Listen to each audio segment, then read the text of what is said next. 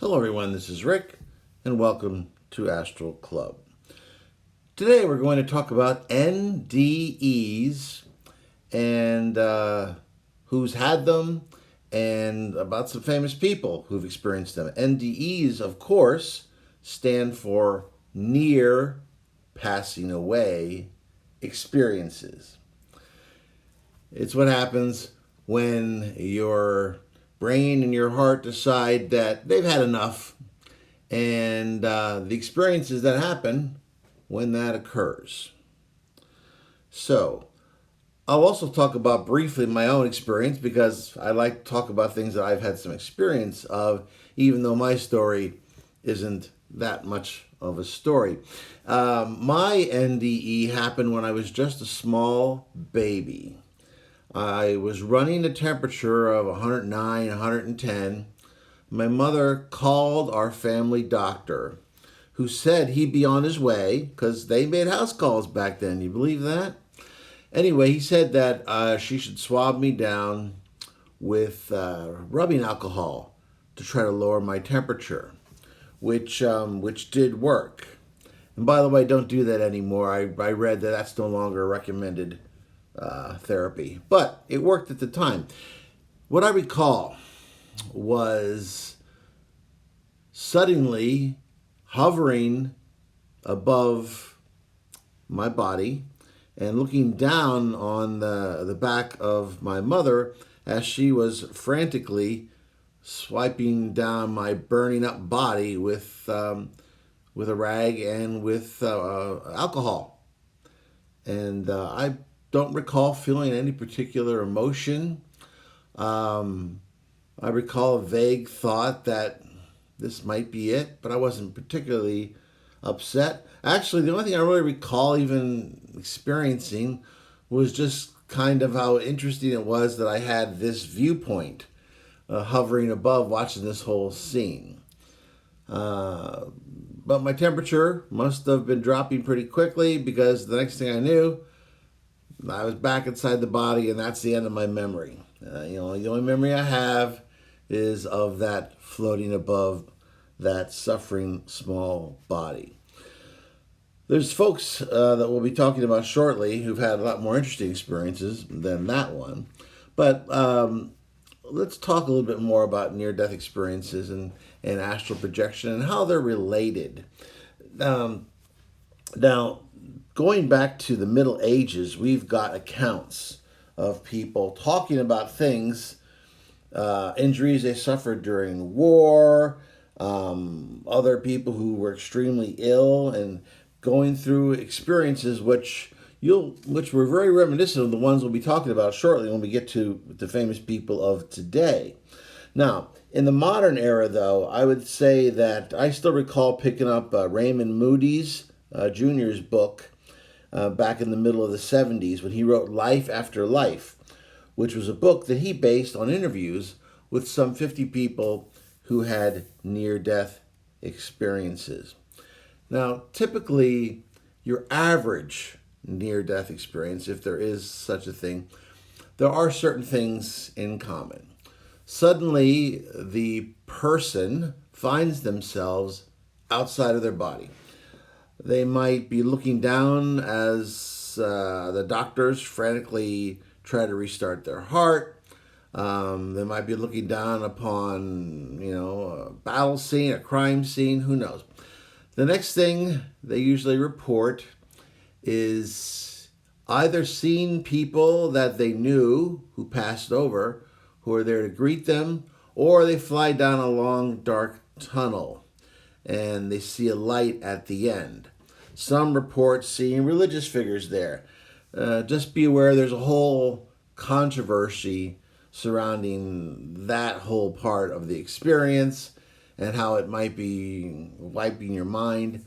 My mind is open on that, but I'm not 100% certain. At any rate, we're just talking about some basic things. So you may have people there greeting you. You may fly down this tunnel, this long, dark tunnel, and then be greeted by more family members or be greeted by religious figures. And they may ask you to talk about your life and what you accomplished. The majority of people report very positive experiences. There is a small minority of people who report the reverse, who report very dark types of experiences, which I think I might get into briefly. But I don't believe in stoking fears. The people who report some dark theories or dark experiences end up in dark pits somewhere, feeling lost, abandoned.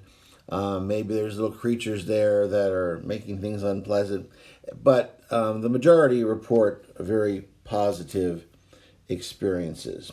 And as I said, this Raymond Moody was the first guy in the modern era to really discuss this particular phenomena. And since that time, there's been a lot of different information about it. A lot of folks talking about it, anywhere from talk shows to further books to movies, you name it. I know one of the best reviewed books that was put out some years back was the Handbook of Near Passing Away Experiences, which was 30 years of investigation in 3,500 subjects who reported having these NDEs and what had transpired for them. In some studies that were published in the last dozen or so years, after people have had cardiac arrests, they're visited by a researcher, and the patients are asked open-ended questions about what, if anything, they experienced while the doctors were trying to revive them. If they report anything unusual, the researchers then check their medical records and the accounts of people who treated them, looking for things that might explain the experience or show that their brain was shut down at the time. These studies have resulted in accounts from about 300 people. Now, the science community, for the most part, not only discounts astral projection as a real phenomena, but they throw NDEs into the same basket. However, I find it interesting because there are two similar experiences, but happen under very different circumstances. Now, it's very easy for a doctor or a scientist to say, well, what you've got here is oxygen starvation. The brain is being starved of oxygen. So as it's decaying, it's firing off these strange signals that are interpreted in any manner of different ways. So it's a completely explainable phenomena. Perhaps. Perhaps I would even say, well, maybe our brains expire in similar ways, so we're given similar stimuli that cause similar experiences. But how does that explain the fact that astral projection produces very similar types of situations? The feeling that you're looking down on your body, for instance. The feeling that you are separate from that physical body. In astral projection, your heart, your brain are working at normal capacity. There's no starvation of oxygen. There's no decay occurring in the body, much less the brain.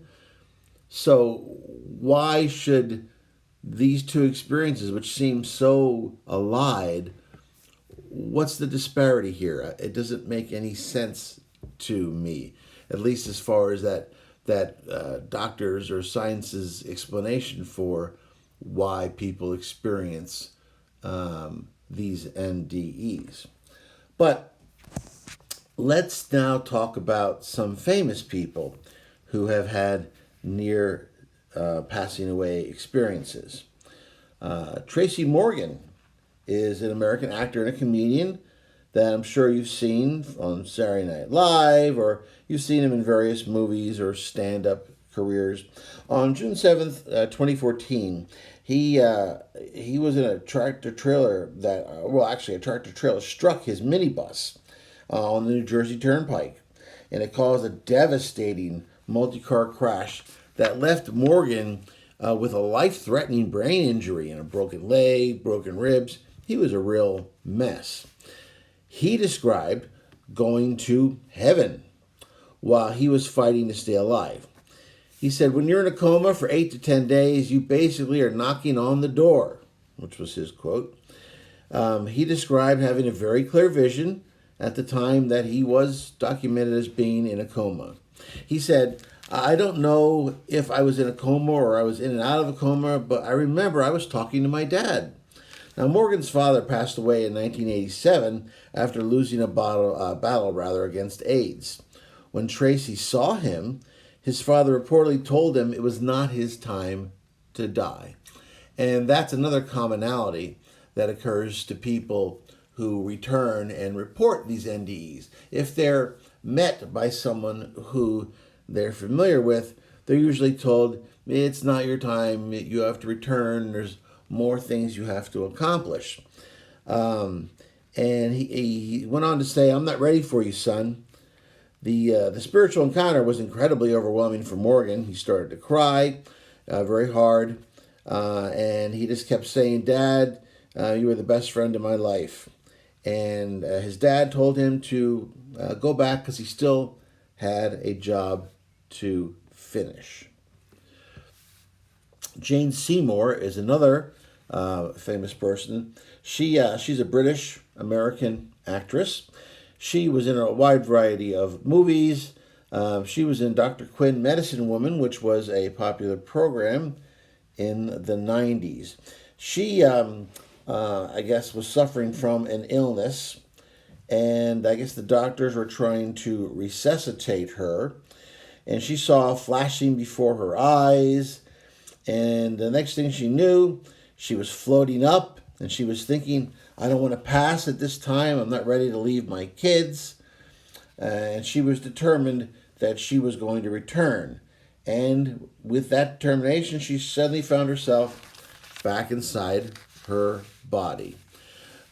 Peter Sellers is a comedian. He passed away back in 1980. He was famous for the Pink Panther series of movies where he played a bumbling French detective. And back in 1964, he had a rapid series of 8 heart attacks. His heart stopped, and he was clinically declared gone. And he had an out of the body experience. He saw a bright, loving light, and I guess he told this to Shirley MacLaine, who is an actress who's famous for her metaphysical beliefs. Anyway, he said he felt himself leave his body. He floated out of his physical form, and he saw them cart away his body to the hospital. He wasn't frightened. He said he felt fine, and he felt a separation. He felt that he was fine, but it was his body that was in trouble. But when the experience was all over, he reported a transformative experience. He said that he would never fear passing away again.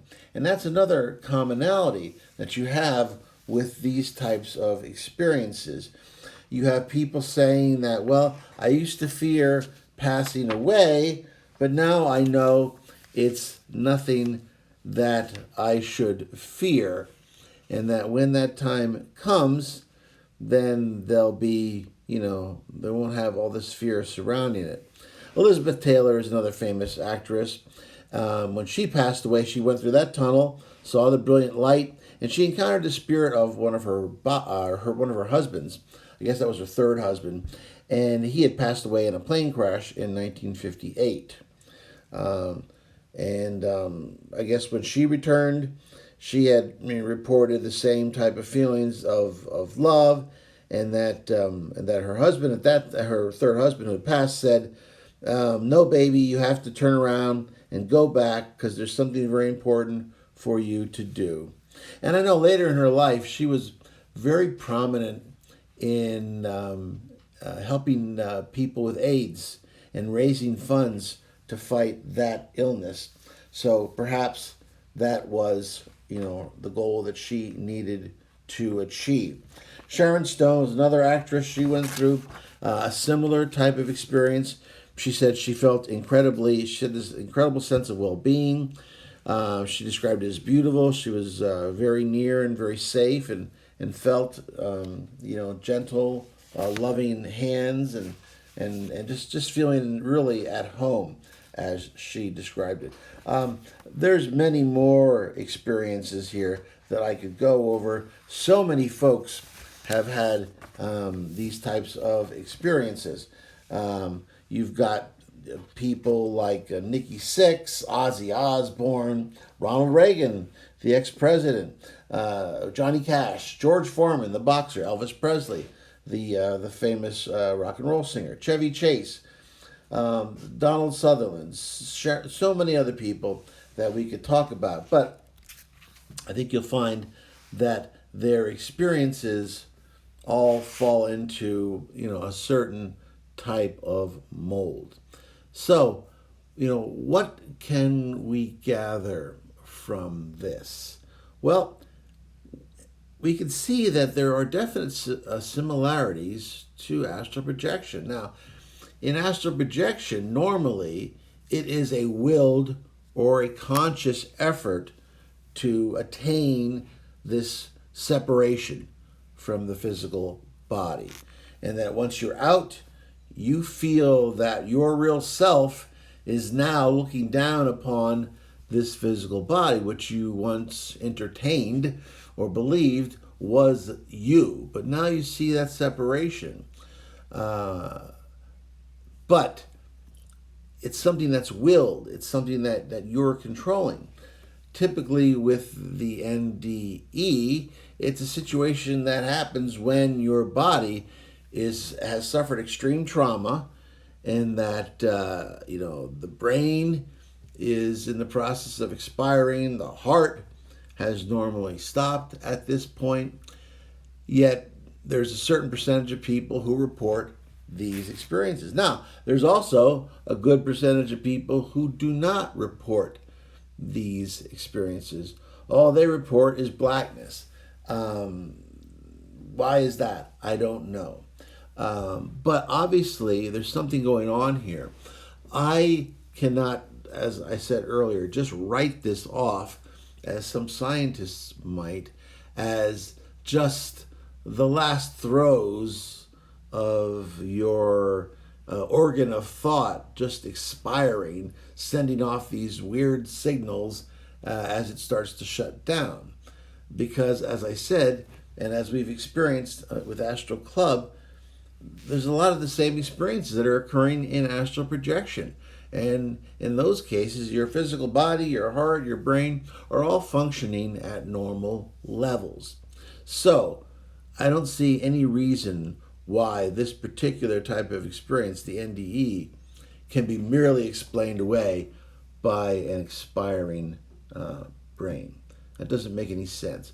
What it does point to is that there is, if we need more proof of an existence apart from our physical body, if astral projection is not enough proof for you to believe or to understand that there is an existence beyond your physical body, then the NDE is certainly another piece of proof. Because you could say that, well, people who want to astral project, what they're doing is they want to create this experience so much. They try to create it so much. They put so much energy into it that they're making of it what they want to make of it. But the people who experience NDEs, these are not willing experiences. These are not people who have read books, watched videos, meditated, done visualizations, spent hours and hours and hours trying to create a specific experience. No. These are people who are reporting this experience without any pre-planning, without any forethought. It's just happening to them. So you can't just explain away this or astral projection by saying, well, these people are getting what they expect to get. No, obviously they're not. So what you've got here is cousins, that the NDE and the astral projection, they are very similar, yet they happen in very dissimilar types of physical situations. So, that for me adds up to more evidence for the fact that there is an energy, an intelligence that continues to exist after our bodies expire.